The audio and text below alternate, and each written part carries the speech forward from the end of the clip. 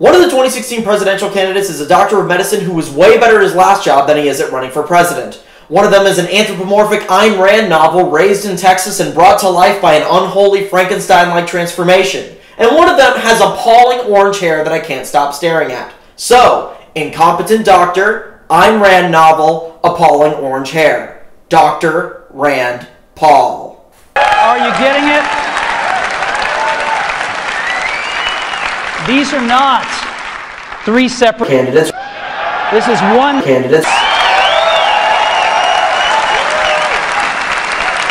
And we are calling it Rand Paul. Oh, and one more thing. This is why Rand Paul will never be president.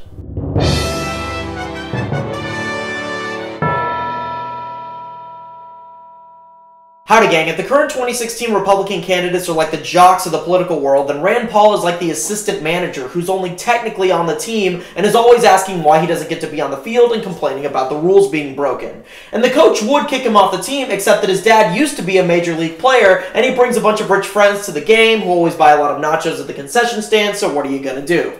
He's a total buzzkill whose constitutional, libertarian conservatism ultimately amounts to a bunch of policy positions which begin with the phrase, well, technically. For example, he first gained notoriety on the national scene with his controversial position on the Civil Rights Act of 1964. Would you have voted for the Civil Rights Act of 1964? I like the Civil Rights Act in the sense that it ended discrimination in all public domains, and I'm all in favor of that. This is already troublesome. This is like saying, I like the abolition of slavery in the sense that it ended the treatment of black people as property, and I'm all in favor of that. What other sense could you possibly have a problem with? But you had to ask me the but. Yeah, he did, because it sounded like you were leaving out the crazy part. He basically asked you, do you support segregation? And you responded with, I don't have a problem with integration, ellipsis. Finish that sentence. I don't like the idea of telling private business owners. I abhor racism. I think it's a bad business decision to ever exclude anybody from your restaurant. But at the same time, I do believe in private ownership. Notice that Rand Paul never actually articulates his policy position here because he knows it's indefensible. That's actually a pretty good barometer for whether you're a morally bankrupt politician. Can I say my policy positions out loud without sounding like George Wallace? If not, either get a time machine or recalibrate your moral compass. Also, discrimination is just a bad business decision, right up there with closing before 8 p.m. or using Comic Sans as your logo's font. Speaking of bad decisions, let's take a look at Rand Paul's announcement of his decision to run for president. We've come to take our country back. Every Republican does this, and when they do, I always ask myself the same questions. Who is the we? When was the country taken away? And from whom does it need to be taken back? Because unless the answers are Native Americans, 1492, and entitled descendants of white colonists, I am not convinced of your claim. I never could have done any of this, though, without the help of my parents who are here today. I'd like you to join me and thank my mother and dad.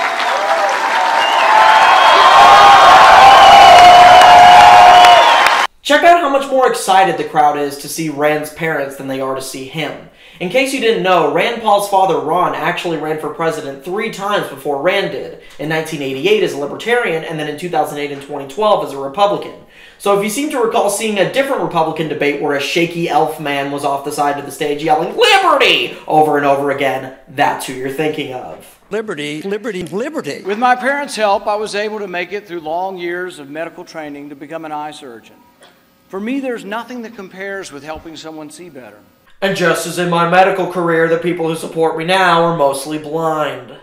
It's about time we limit the terms of Congress. I've introduced a Read the Bills Act. I've proposed something truly extraordinary.